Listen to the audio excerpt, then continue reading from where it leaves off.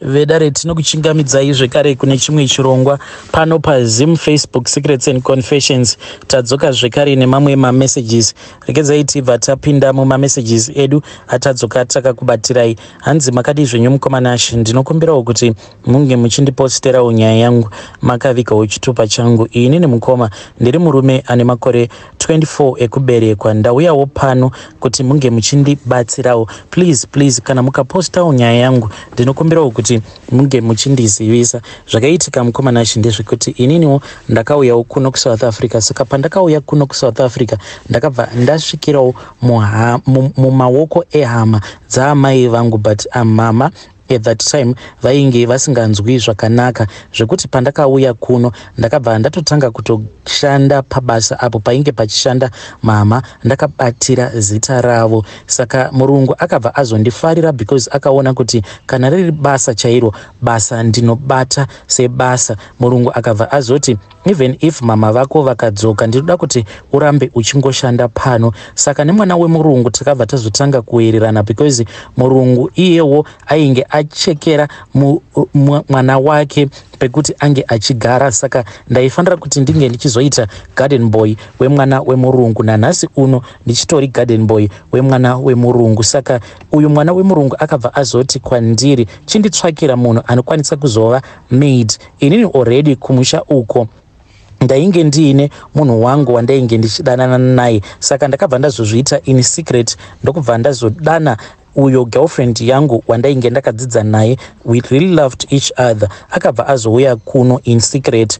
Vana muchembere vari kuno vakazotongofind out kuti izvi ndo zvandainge ndaronga mushure mekunge ndavaudza kuti ndikuenda kunotora muroora wenyu. Vakabva vatanga kubheja vakati hakuna zvakadaro, muroora upi? Hatina muroora watinoziva isu. So mukomanashi ndakabva ndangoita nharo, ndikabva ndataura nemurungu, ndikabva ndati ene murungu ndine mudzimai wangu wandiinaye. Saka mudzimai wangu uyu atosvika. Murungu akabva ati that is fine as long as you trust ye. Munenge mava kutoshanda muri 2.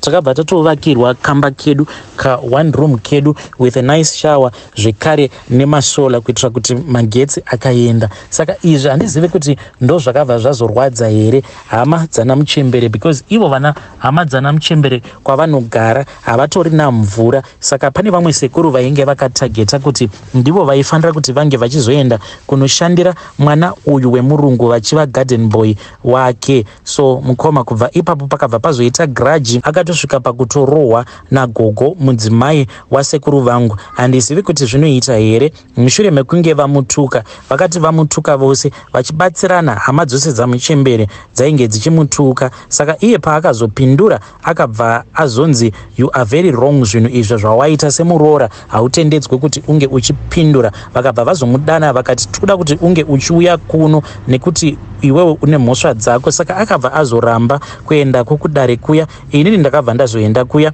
ndakabva ndazobvunzwa kuti saka mukadzi wako rumukadzi rwako warusiya kupi? Saka iye ainge atevera kumashure kwangu. Ndokubva azonzwa achitukwa kudaro akabva azodzokera zvake akati handichadi kuuya kudare ikoko. Saka gogo vakabva vazoti unojairira iwewe. Ndokubva vazomutevera vakabva vamurova. Iye vakamurova mukoma zvekuti zvakandirwadza, but chekuti ndinge ndichiita painge pasina nekutiwo ndichitoriwo mwana mudiki. Vakabva vatanga kundiudza kuti izvezvizvi kana basa tinokudzingisa basa. Asi murungu akabva ati iye kuti ndinge ndichimiswa basa ainge asingadi because ainge achida kuti ndishandire mwana wake. Takangoramba tichingoshanda inini nemusikana wangu, but there was no peace at all. Musikana wangu uyu akabva azosvika pakuti kukuda ndinokuda, but hama dzaamai vako hadzindidi. Zvino izvezvizvi kunyangwe ndikaramba ndigere newe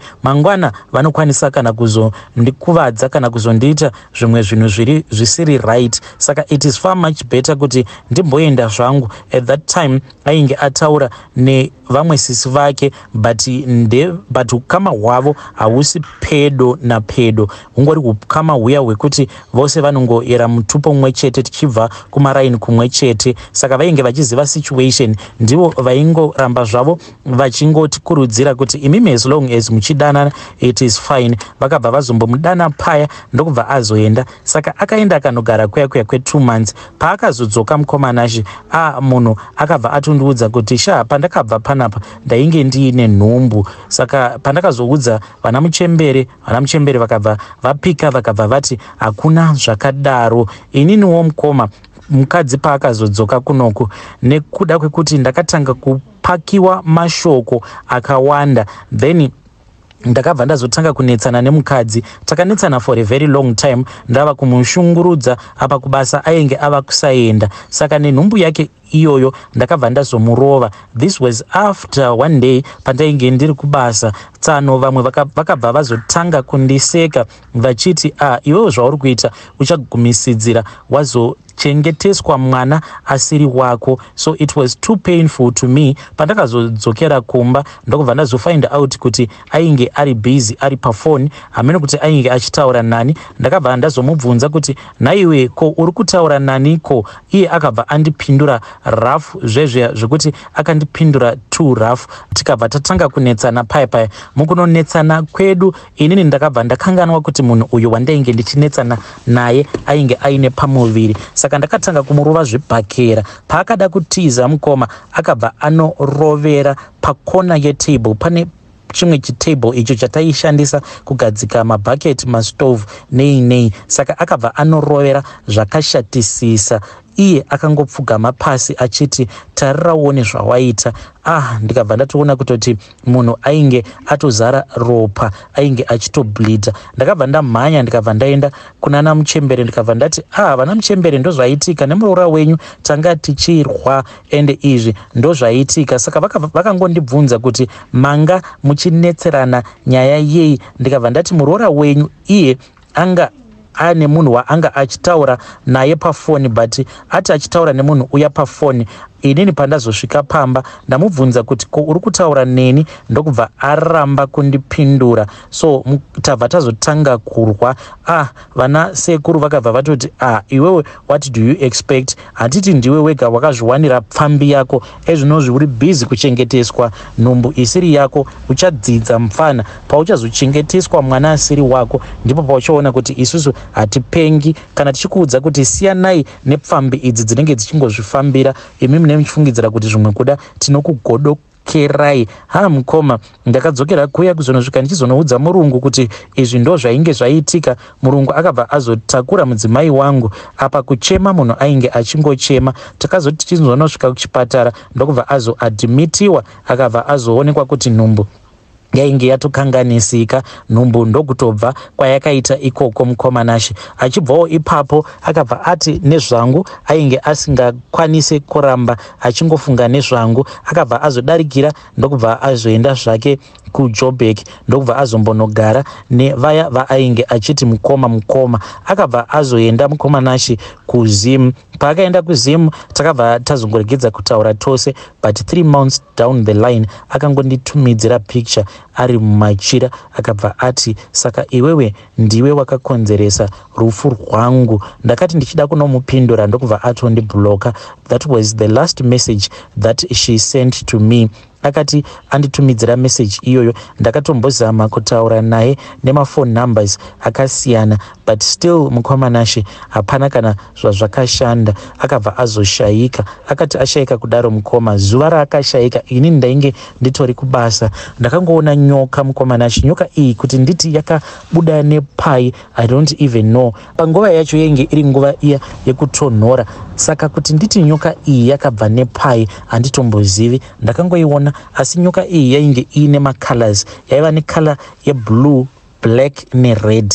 Kubva ndichizvarwa ndichikura mukoma ndakatokurirawo kumaroots, but handina kumbogara ndakaona nyoka yakadaro. Pandakazomhanya ndichidana murungu, patakazodzokera paya ndakabva ndatoona kutoti nyoka iya yandainge ndaona yainge isipo. Saka murungu akangoti maybe pane chawaona chisiri nyoka. Akabva ati maybe mupurwa wawaona, because kuno kwatiri kune rumwe rukova rwuri padhuze nedzimba dzevarungu. Saka akabva ati maybe mupurwa wawaona, but kwete mukoma ndakatoona nyoka ndokubva yatomisa musoro wayo kudai yakanditarisa. Iniwo pandakavhunduka nayo ikabva yangonyangarika. Saka ndo chimwe chechiitiko chakaitika ichocho. Zvino ndinogara ndichingotya mukoma kuti zvinhu izvi zvakaitika haisi ngozi here, because out of pressure yandainge ndichipiwa nehama dzamai vangu ndakazosvika pakurova mukadzi wangu. Iye mukuda kunotiza akabva azonorovera nedumbu ndokubva azoita miscarriage.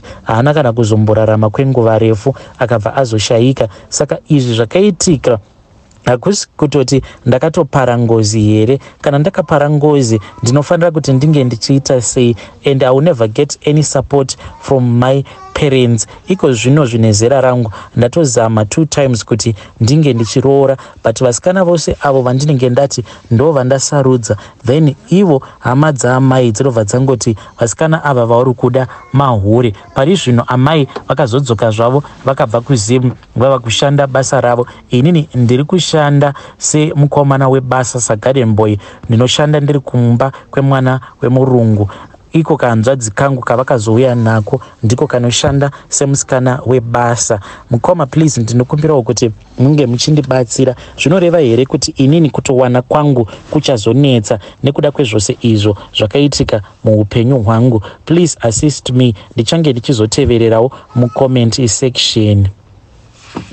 Vedare ndo message iyo yandakatumidzirwa ichibva kune mwanakomana uyo. Please ngatizamei kuti tinge tichitaura naye mwanakomana uyu mucomment section. Zvinongonzwisa tsitsi uye zvinorwadza hazvo vedu we. Regedzai tibva taenda panyaya yedu inotevera. Nyaya yedu inotevera yakamira sekudai so. Hanzi makadii zvenyu mukomanashi, ndinokumbirawo kuti munge muchindipostirawo nyaya yangu makavikawo chitupa changu. Yangu nyaya yamukomanashi yakamira sekudai so. Apo pandainge ndichiri form 4 one day ndakati zvangu ndichibva kuchikoro, saka painge paine vamwe vakomana avo vainge vachifamba vari kumashure kwangu. Vakomana ava mukoma vakabva vazotanga kumhanya kuzonosvika vachizonosvika apo pandainge ndiri, vakabva vazondikwevera muchidondo. Vakomana ava mukoma vakabva vatanga kuita bonde neni, vakaita bonde neni vose vari 4 kudaro. Izvi zvinondirwadza mukomanashi, because kunyange murume wangu kuti ndimuudze nyaya iyi ndinongoona sekunge maybe ndinenge ndichitomuremedza, plus kuti ange achiziva kuti ndakatomboziva varume vanosvika ivo kuita 4. I feel as if ndinenge ndichimuremedza, but muhana mangu mukoma I can feel kuti I do not have any peace at all. Ndinokumbirawo vedare renyu kuti vange vachindibatsirawo kuti situation yangu iyi zvinoita here kuti ndiudze murume wangu kuti ndo zvandakambosangana nazvo, kana kuti ndinofanira kungoramba zvangu ndakanyarara. Please ndibatsireiwo muri yeZimbabwe. I have gotten hangu over this issue. I know kuti ndakabatwa chibharo, but when it comes to my husband ndinongofila as if he deserves to know kuti the reason as to why akandiwana ndisiri musikana apa ndisina kana mwana, it is because ndainge ndakabatwa chibharo. Pandakabatwa chibharo nevakomana avo vandaidzidza navo pasame school, and vakomana ava vakabva vati kwandiri, kana ukangoudza anyone tichakuuraya, plus tichabva tauraya munin'ina wako, and tichaita zvinhu izvi zvataita kwauri kune munin'ina wako. Please ndibatsireiwo. I am a victim of abuse. Vedare ndo message iyo yandakatumidzirwa ichibva kuna vahanzvadzi vedu. Zvinonzwisa tsitsi. Hanzi vakomana ava vakandibata chibharo vakabva vanditi kana ukangotaura zvatakuita izvi tinoda kuzviita kune munin'ina wako. So many years has passed, but I feel that my husband deserves to know kuti izvi ndo zvakaitikawo kwandiri. Regedzai tibva taenda panyaya yedu inotevera. Nyaya yedu inotevera yakamira sekudai so. Hanzi makadii zvenyu mukomanashi, ndinokumbirawo kuti munge muchindipostirawo nyaya yangu makavikawo chitupa changu. Inini mukomawo ndinoitawo izvozvizvi zvemanjuzu, ende ndinoda kureurura kuti inini angu manjuzu haasi ekuzvarwa nawo, but ndakatoitawo zvekutengera. Aiwa mukoma, ndainge ndanzwa nawo marriages awa enhema, relationships enhema anorwadza. So ndakabva ndati ndoita sei, ndakabva ndazosvikira vamwe madzibaba. Saka madzibaba ava vakabva vagotanga kundiudza kuti imimi amai ndaona muine manjuzu zvikazoti nekuda kwekuti ganda rangu ndiri munhu mutsvuku. Saka ndakabva ndangoti madzibaba, nyaya iyi yamuri kutaura yakambotaurika before, but kwedu zvinhu izvi hazviko. I think kuti mangoonawo ganda rangu kuti ndiri mutsvuku, ndokusaka muri kuti inini ndine manjuzu. Madzibaba vaya vakabva vati but ini ndaona kuti une manjuzu. Handina kumboita hangu interested nazvo, ndakazoti ndadzoka hangu kubasa. Madzibaba vaya ndaingoramba ndichingotaura navo kuzosvika vazonditi pane umwe munhu wandakasangana naye, mukadzi uyu anogona chaizvo. Iwewe kana usingabhilivhi kuti une manjuzu, wadiwa svika kumba kwangu musi wekuti anenge ariko kumba kwangu. Vakazoti munhu uya paainge ariko kumba kwavo, ndokubva ndazokwira ndichienda kuchitungwiza kuya. Mari dzainge dzichidiwa mukoma dzainge dzakati one day. Ndakatoita 6 months ndichibhadhara amai ivavo half, but amai ava vakatoita zvekutonditengesera manjuzu because vakandivheneka. Mavhenekero acho avakandiita ndeyekuti vakanondipfugamisa pamberi perimwe kenduru, then kenduru riya rakabva radzima. Vakabva vati uyu haana manjuzu, dai anga aine manjuzu angadai auya akabva abatidza kenduru iri, akabva azoita kuti kenduru iri risadzima. So kudzima kwakaita kenduru zvinoreva kuti ndainge ndisina mweya wemanjuzu pandiri, asi vakabva vazoti ivo ndaikwanisa kutenga mweya uyu nekuti ganda rangu rinopindirana nekunzi ndine manjuzu. Mukoma ndakabva ndazotengeserwa mweya uya. Price yacho hayo handikwanise kutaura, asi ndichitenga mweya iyi yemanjuzu kwainge kuri kutoda kutotsvakawo chiraramo, kutoda kutotsvaka varume vane mari, uye varume ava vane mari ndinotovabata noti zvekutamba. Mukoma nashi ndakabva ndazotemererwa nyora, ndipo panogara njuzu dzacho. Nyora dzangu dzinogara pakamutsetse aka karipo pakati pemagadziko. Zvainge zvichirwadza sei mukoma, ndichichekwa nyora, ndakachekwa nyora dzinokwana idzo kuita 6, ndimo munogara njuzu dzacho idzodzo. Nguva iya pekuti ndinenge ndichiita bonde nemunhurume, ndikati paya kana ndikagara ndamukotamira paanenge akatarisa nyora idzi, anenge akatarisana nenjuzu mumaziso, obva atokwezvwa mwoyo nemuviri wangu. Murume uyu mukoma anobva azondiitira zvose zvandinenge ndichida. Hey vedari, ndo message iyo yandakatumidzirwa ichibva kuna vanzvadzi vedu. Akomana, nyika yatiri kurarama yava kutyisa. Hanzi pakati pemagadziko apa ndipo pandakatemererwa nyora dzacho idzodzo dzemanjuzu awo andakatengeserwa. Hanzi kungorara nemurume kudai, kana ndikazoita staira imwe yacho iyaiya, hanzi murume kana akangotarira nyora idzi pake panenge patomuperera, anenge atova wangu, ndinenge ndava kumukontrola madiro. Zvakangoma hazvo vedu we.